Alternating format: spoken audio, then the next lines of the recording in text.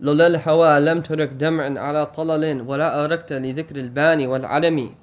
That without love's passion, you would never have wept so over the traces of your beloved's camp, nor spent sleepless nights recalling the fragrance of a willow or the mountain your darling walked in. Right, and so that here he says that if it wasn't for this hawa is one of the is one of the names for love. Right, it would actually probably be better translated as passionate love. Right, so he said if it wasn't for this passionate love, that you would have never shed these tears over the traces of your beloved. Right, and this is the idea that if you love someone, you love things that are connected to him. Right, and this is why that Allah loves the Prophet ﷺ is the most beloved of all his creation to Allah, right? And on top of that, that his family, right, is the best of families. His ummah is the best of ummah. His companions are the best of companions, and on and on and on and on, such that everything that is connected to him ﷺ is the best, right? That his uncle is the Sayyid al-Shuhada al-Jannah, right? His daughter is the Sayyid al-Nisa. His grandsons are the Sayyid al-Shabab, are the master of the Shabab. Right, and on and on and on, that everything that is connected to him ﷺ in and of itself becomes, right, beloved to the one who loves him, subhanahu wa ta'ala. Right, and this is why that we see little things that even like a siwak. Right, a siwak is a branch off a tree. Right, there's many trees, and a siwak is just what more. No one would be excited if you just, who didn't understand Islam, if you went and gave someone a branch, right? But because it was connected to the hand of the Prophet Muhammad ﷺ, there's a hadith that says that a prayer with siwak is better than 70 prayers without siwak, right? Because it was connected to his essence, sallallahu alaihi wasallam, right? And so that we also we love everything that was connected to him. That's why Sayyidina Muawiyah did what he did and won in his Burdah. Right, this is why that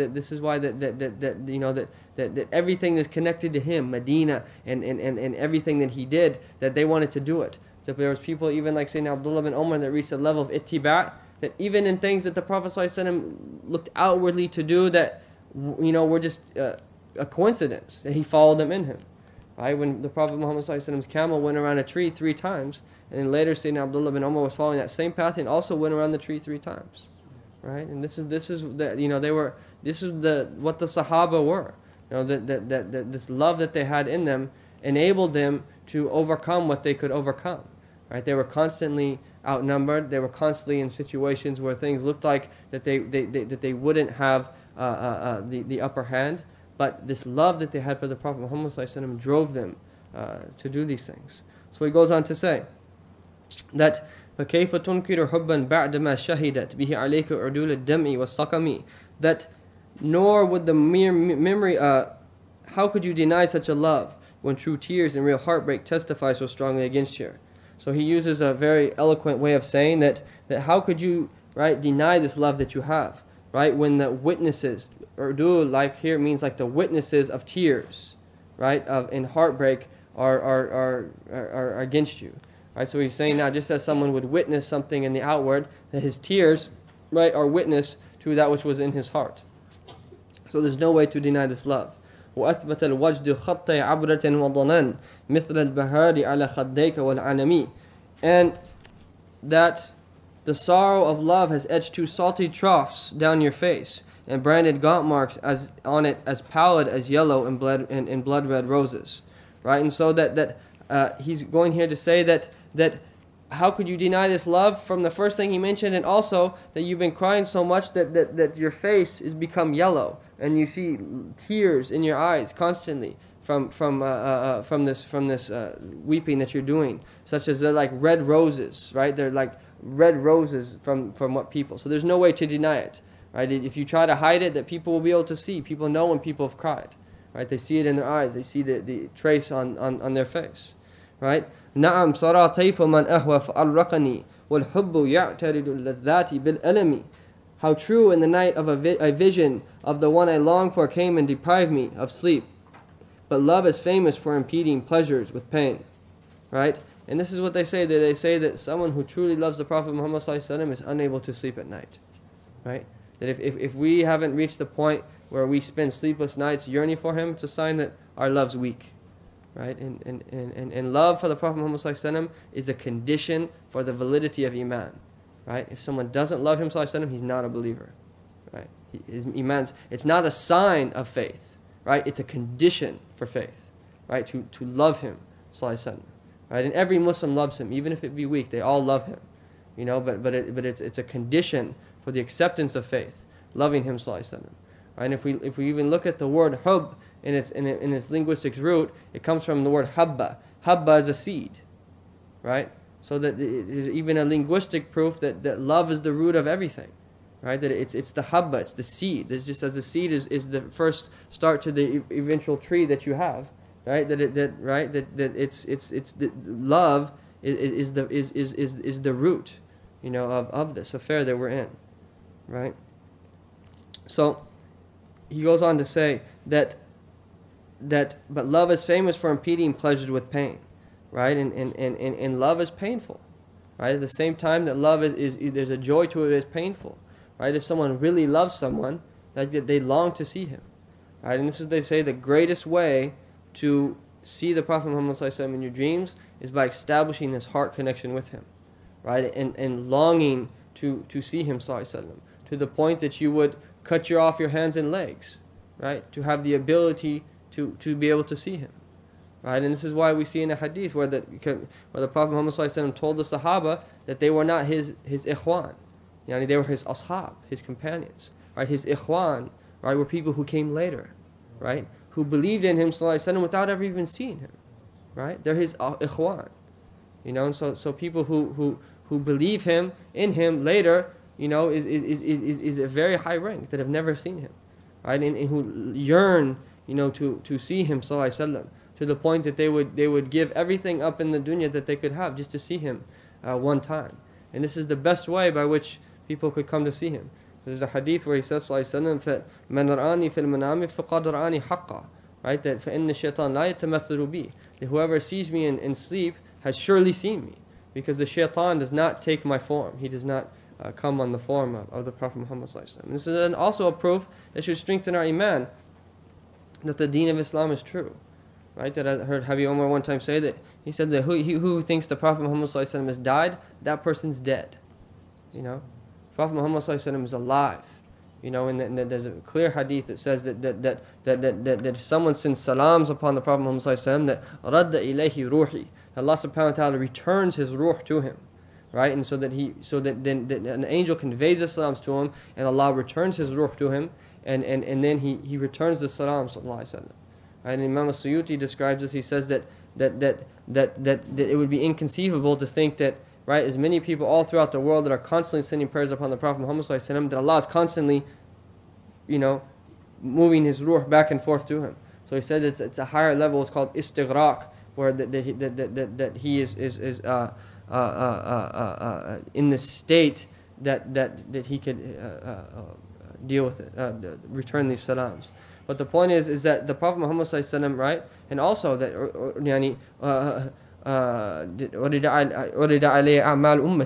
right, that the actions of my ummah are shown to me, right, that our actions are shown to him ﷺ, right. And if I find good, I praise Allah, right. And look at the adab, and if I find other than that, right, look at his mercy, even in the way he chooses to make things, right. He didn't say if I find, you know, sinners, then, right. Other than good, يعني استغفرت لهم الله, right, that I seek forgiveness for them. So he you know, he's alive, sallallahu alaihi wasallam. The life of the barzakh is one of the lives. It's a whole different realm that is a discussion in and of itself. But the point is that the Prophet Muhammad sallallahu alaihi wasallam is alive, and he still has concern for his ummah, right? And he will have concern on his ummah on the Day of Judgment, and he will have concern for his ummah even into paradise until eternity for those who die in him. Incidentally, that they say that well, we'll get to that. Okay, so that the Prophet Muhammad sallallahu alaihi wasallam, okay, that but love is famous for impeding pleasure with pain. Why do they have this pain? Right? They have this pain partly of this desire to meet their beloved, of their inability to join with their beloved. Because that's all, if someone loves someone, that's all they want to do is just be with them. Right? That if you have in the dunya, if a man loves a girl, right, that as long as he's with her, he's happy, right? Right. Likewise, if someone has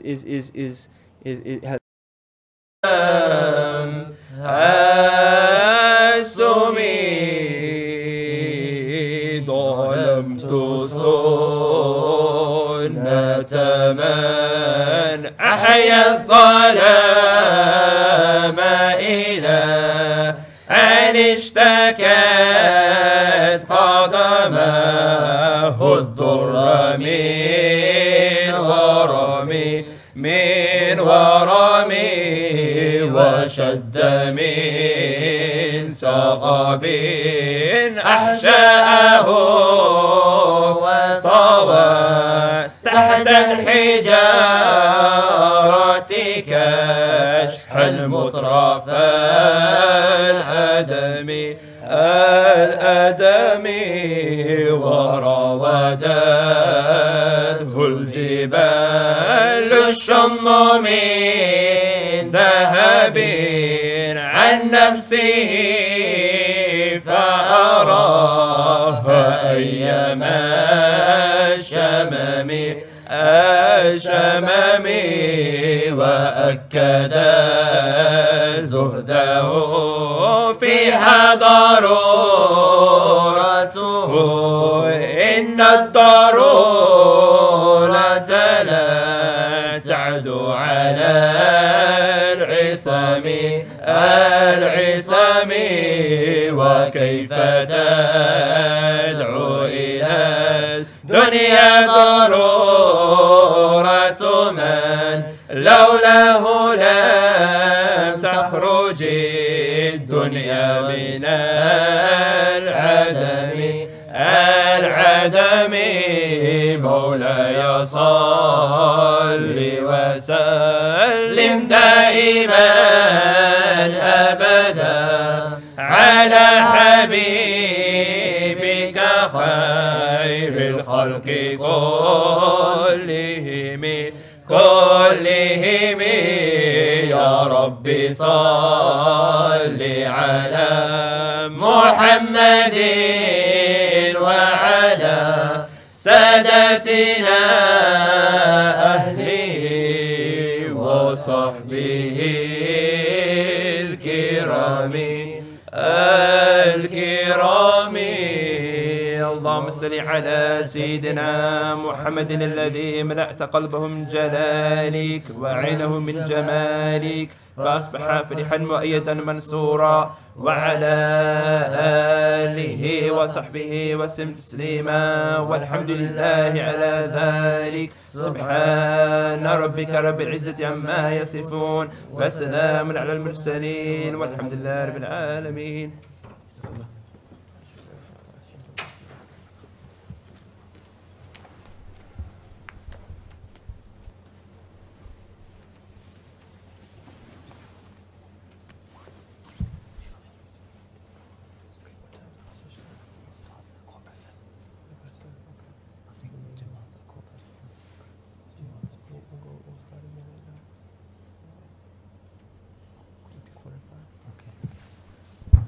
Inshallah, the dars will resume at 4:45.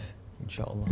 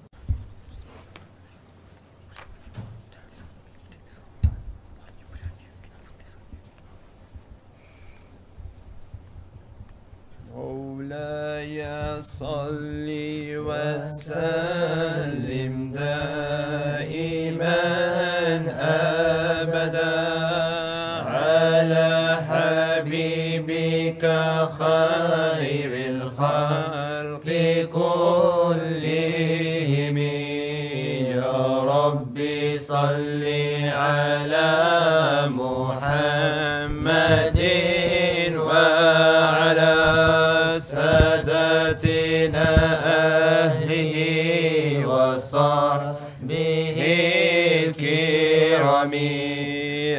من تذكر جيران بذي سلم مزجت دمعا جرى من مقلة بدم أم حبت الريح من تلقاء كظيمة وأومد البرق في ظلماء من إضم فما لعينيك إن قلت اكفو فهامة وما لقلبك إن قلت استفيق يهمي أيحسب الصب أن الحب منكتم ما بين منسجم منه ومضطرم لولا الهوى لم ترق دمعا على طالني ولا أرقت لذكر الباني والعالمين ولا أعارتك ثوبي عبرة وضنا ذكر الخيام وذكر ساكن الخيام فكيف تنكر حبا بعدما شهدت به عليك عدول الدمع والسقم وأثبت الوجد خطي عبرة وضنا مثل البحر على خديك والعالم نعم صار طيف من أهوى فأرقني والحب يعترض اللذات بالألم يا لائمي في الهوى العذر معذرة مني إليك ولو أنصفت لم تلمي عادتك حالي لا سري بمستتر عن الغشاة ولا دائي بمنحسم ما حطني نسح لكن لست أسمعه إن المحب عن العذر في صممي إني اتهمت نسيح الشيب في عذر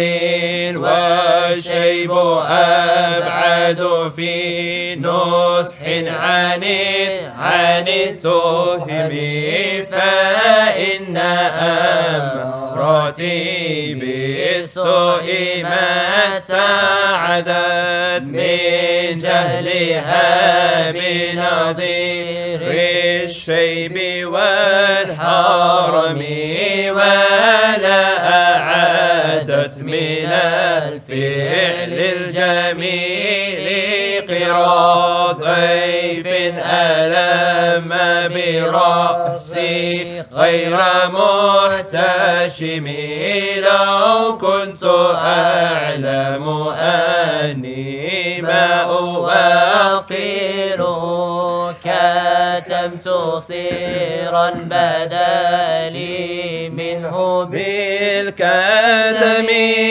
من لي براد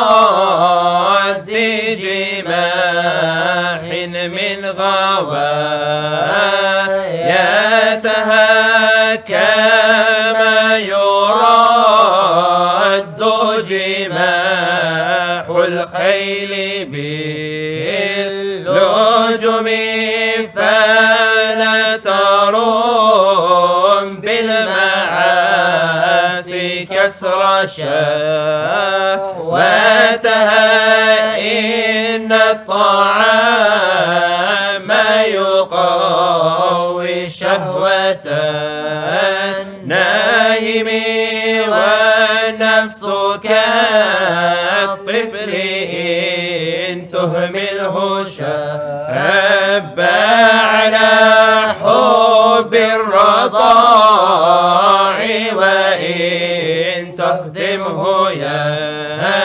فاتمي فاصرف هواها وحاذر أن توليه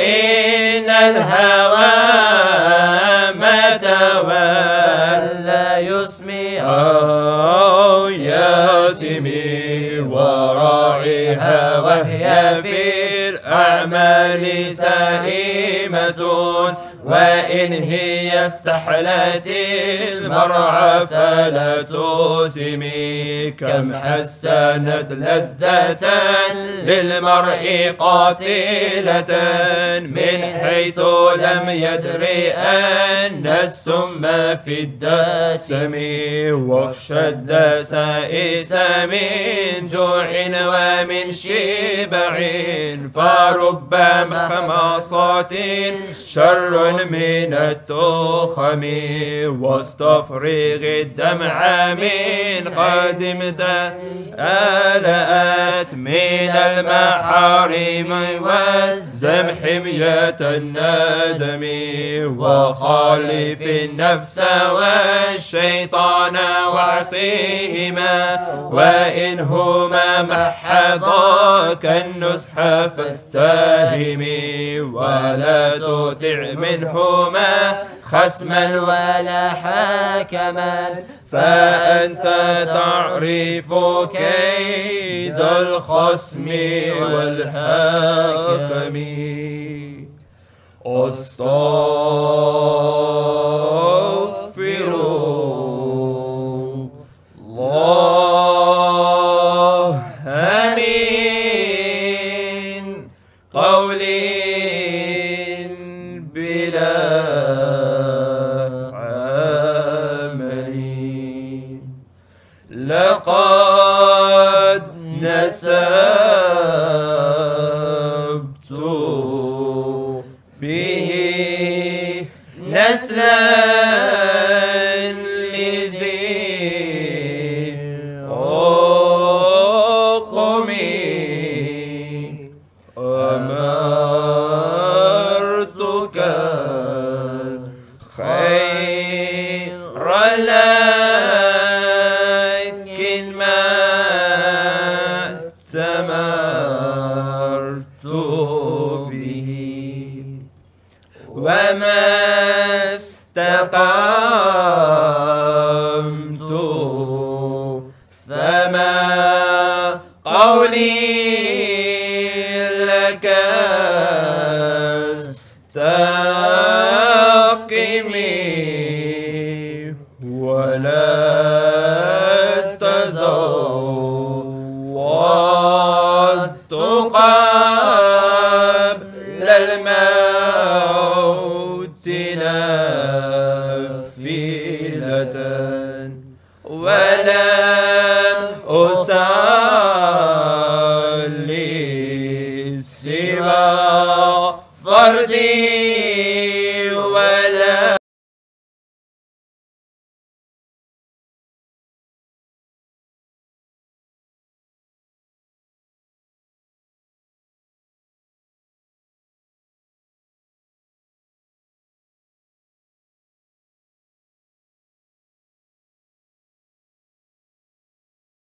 of Allah. Sayyidina Musa is the Kalim of Allah. Sayyidina Nuh is the Naji Allah, and so forth. Sayyidina Ibrahim alayhi salam is the Khalil Allah. But the Prophet Muhammad sallallahu alaihi wasallam is the Habib Allah. Right? So the point is that we love the Prophet Muhammad sallallahu alaihi wasallam the highest thing that we can, all those are means to attain this love.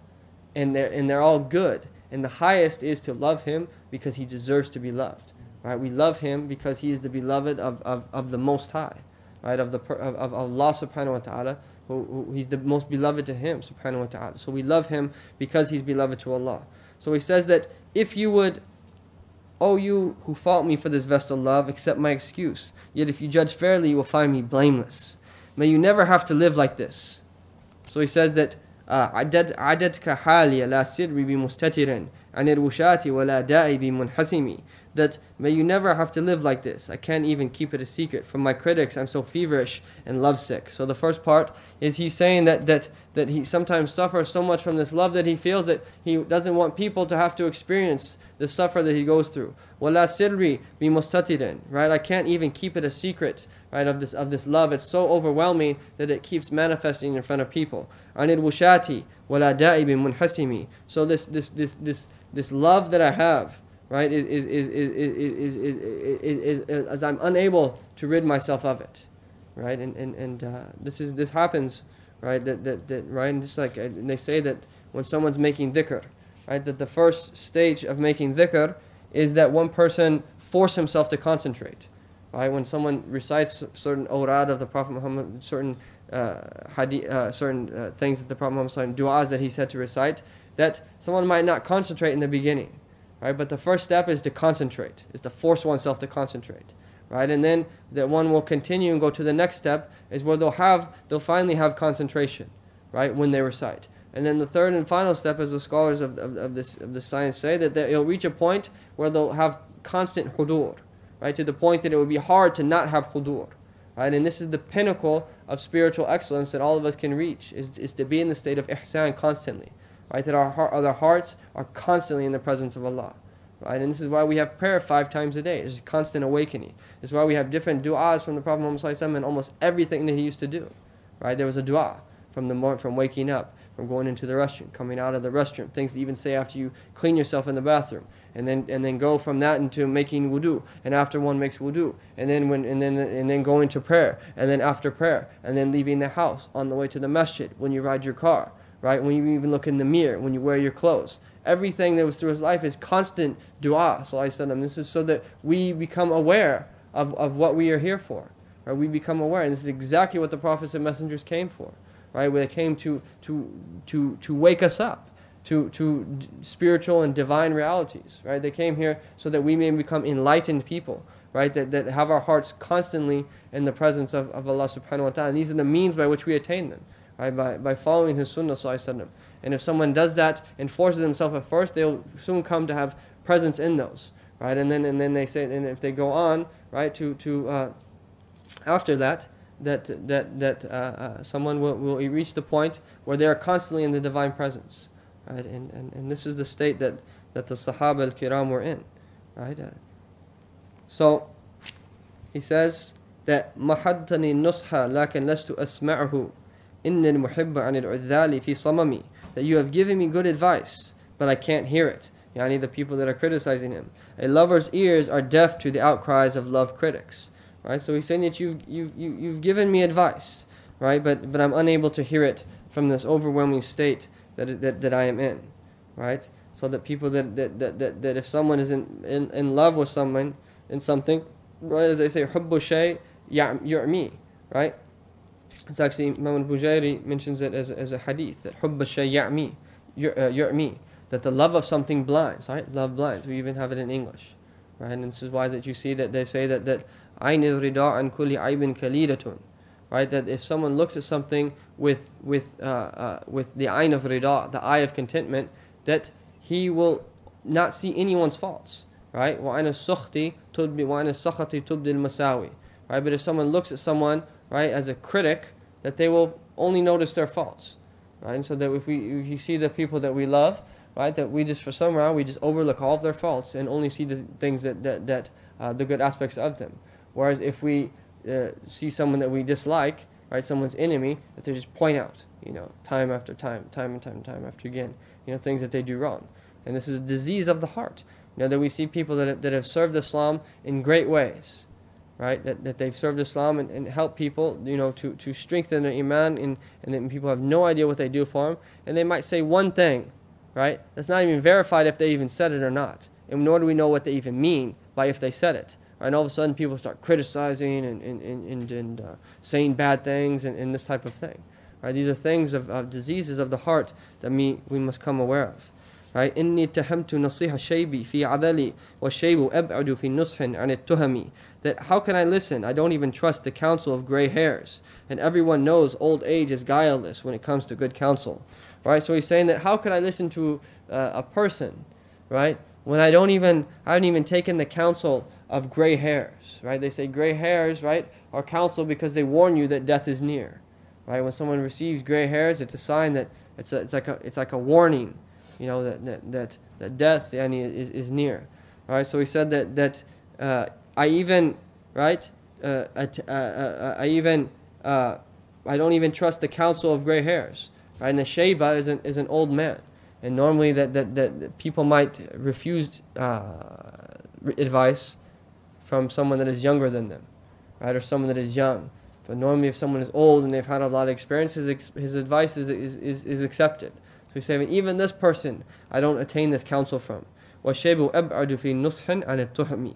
And everyone knows old age is guileless when it comes to good counsel, that they, through their experience, give good counsel. So we'll go ahead and stop there have a little break, inshallah. Sallallahu ala Sayyidina Muhammad wa ala alihi wa sahbihi wa sallam. Alhamdulillahi Rabbil Alameen.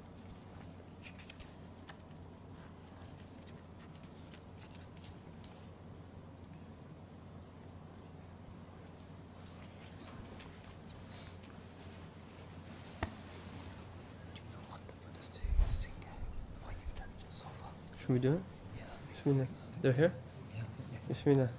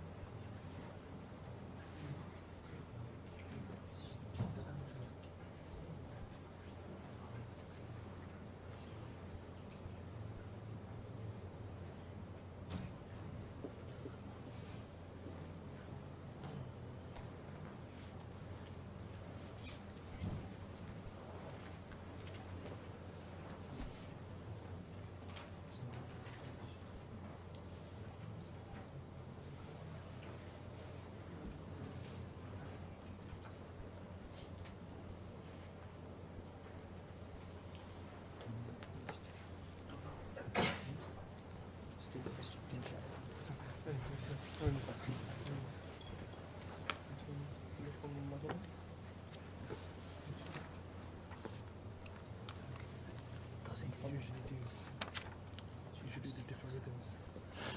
Generally call them to Muhammad. That's fine. Usually just too fast. We want to chant if I chant, but it's up to you. If you want to do,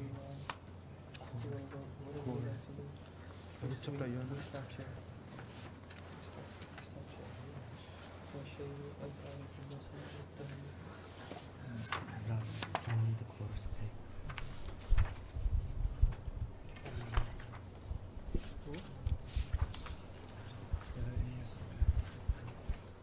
Here. You change the rhythm there. Okay. Do whatever you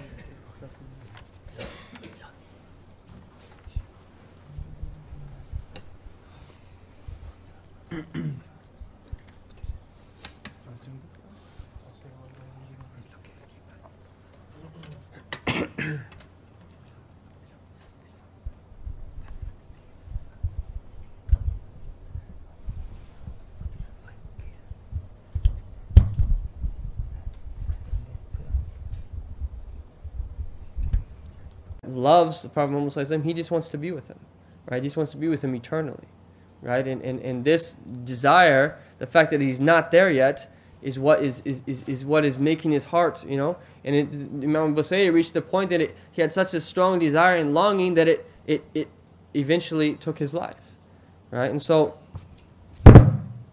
that يا لائمي في الهوى العذري معذرة مني إليك ولو أنصفت لم تلومي, that, oh, you who fault me for this vestal love, accept my excuse, yet if you judge fairly you would find me blameless, right? And so that they say that everything that comes out into the open, right, everything that is manifested in the dunya has to be moderately, right? If you see people that are over manifesting their love for something, it's a negative type of thing.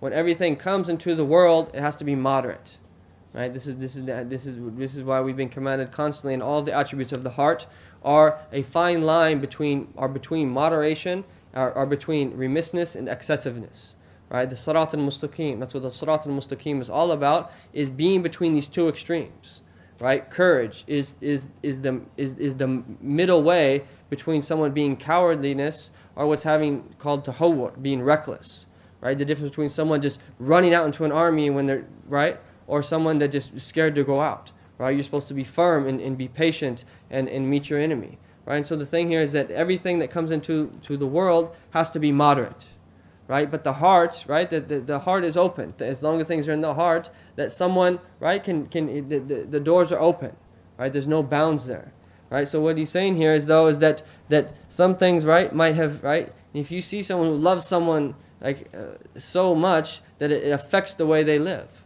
right? And to the point where some people might see them and say, this person's strange, right? What's wrong with this guy?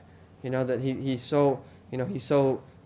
acts in a certain way, right? And so he says that then people might criticize him, right, for him being that way. So he's speaking out to these critics, right? Oh, you who fault me for this vestal love, right? And the word used here is al-hubb al-udhri, right? This is a type of love. There's different types of love, right? That there's a type of love that is physical, right? And there's a type of love, then that's kind of, we share that with non-Muslims. Non-Muslims can physically fall into love with someone, right? And then there's a greater type of love, which is called al-hubb al-udhri.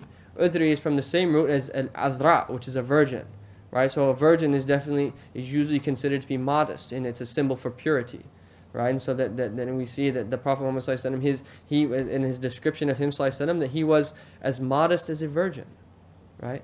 That the Prophet ﷺ was a very shy person, right? That whenever he used to speak about things that were unaccepted, that were kind of, he would never say any harsh statements. Even when he'd speak about type of affairs, he was shy to mention the actual act of itself. He would use a kinaya, like another way of expressing it, right? And this is why that even there's people from his ummah ﷺ, such as Sayyidina Umar ibn Abdul Aziz, that he was even too shy to even say the word armpit, right? Let alone the private parts of a human being, let alone someone relieving the call to nature, or these type of things that is better and from the adab of a Muslim, not to mention them directly, but rather to mention them, right, in an indirect way. He reached such a level of being shy before his Lord that he would even mention the word armpit. He would say a kinaya for the word armpit so that people would not understand what he was saying, right? And so this love is an inward love, loving someone,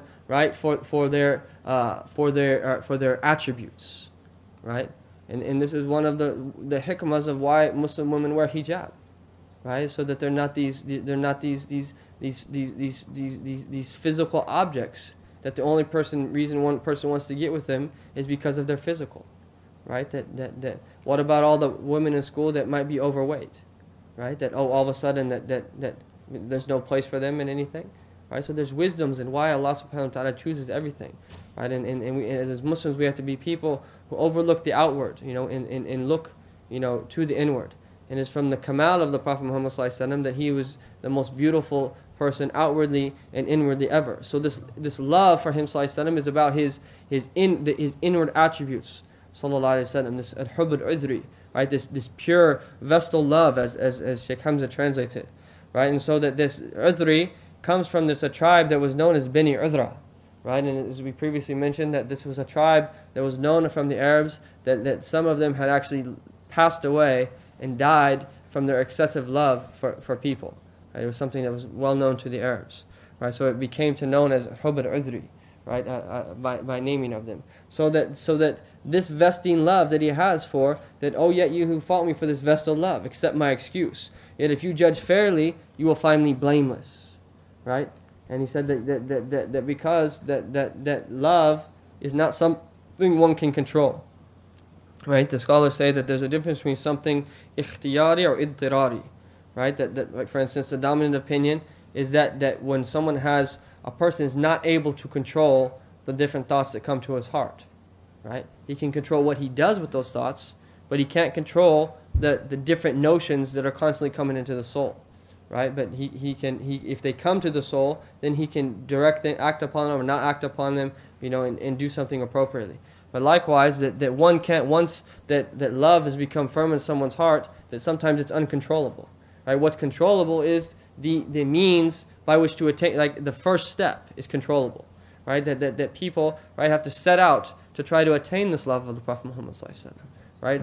That we understand this intellectually, so that we realize that we need to have love for him sallallahu alaihi wasallam, right? And then we go through a path to try to attain this love. But once that love is there, as Imam al-Busayri is saying, he's saying that I can't control it, right? If you really knew, right, this love that is overtaking my heart, you wouldn't criticize me, because you would know, right? You would know the state of things that I'm going through. And there's different reasons why people love things. There's different reasons why people love other things, right? It could be an outward reason, because someone's physically physically beautiful, right? It could be for an inward reason, they love his akhlaq, right? It could be that they love him because he does something good to him. نعم جبلت النفوس على من أحسن إليهم. That the souls are naturally inclined to liking those people that are good to them, right? And it could be also that in the highest level, right, is to love something, right, because they deserve to be loved, right? And so the Prophet Muhammad sallallahu alaihi wasallam, he was the most beautiful of all people, right? That Sayyidina Yusuf alayhi salam was given half of beauty, but the Prophet Muhammad sallallahu alaihi wasallam was given all of beauty, right? And they describe him sallallahu alaihi wasallam as being beautiful with a majestic touch, with a majestic bit, so that no one would be too bold with him, right? And they say that the only reason that people, when they looked at him, didn't do the same thing that the women did by cutting their wrists when they saw Sayyidina Yusuf, is because of the veils that Allah subhanahu wa ta'ala has put over the true beauty of the Prophet Muhammad sallallahu alaihi wasallam, that no one would be able to truly handle it, right? And so the Prophet Muhammad sallallahu alaihi wasallam is the most beautiful of all people physically, right? And this is a sign from Allah, right? These are signs from Allah that we see in his life from the beginning to the end, from physically, spiritually, every aspect, that this was the chosen person, al-Mustafa, he's the chosen one, right? That this is, Allah chose him and preferred him in everything, right? And we see this continually through his seerah. So it's a way of strengthening our iman that this really truly is, right, the chosen and the best of all creation, right? Or the akhlaq, right? That is very well known. No one had akhlaq. إِنَّمَا بُعِثْتُ لِأُتَمِّمَ مَكَارِمَ الْأَخْلَاقِ. I was only sent, right, to perfect good character. لو كنت فظا غليظ القلب لانفضوا من حولك.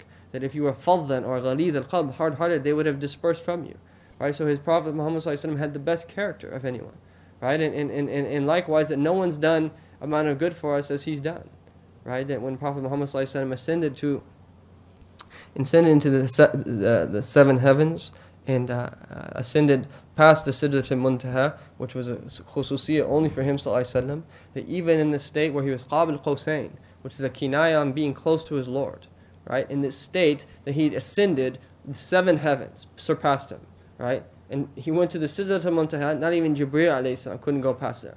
And then he went into the presence of his Lord, right? And then what did he say, right? Ummati, ummati, right? His concern, even in that state, wasn't himself, right? He wasn't saying, right? His concern wasn't himself, even in that state, right? And his concern was his ummah, his ummah sallallahu alaihi wasallam, right? So that no one is shown ihsan to us like the Prophet Muhammad sallallahu alaihi wasallam shown ihsan, right? And finally, that the fourth reason we love someone is because they deserve to be loved, right? And this is why